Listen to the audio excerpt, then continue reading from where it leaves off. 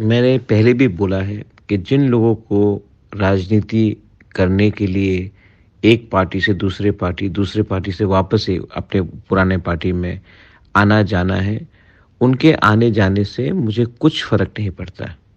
मैंने पहले भी कहा है, अगर आप मेरा 1 लीडर लोगे तो मैं 10 लीडर को बनाऊँगा, अगर आप 10 लीडर को लोगे तो मैं 100 लीडर को बनाऊँगा।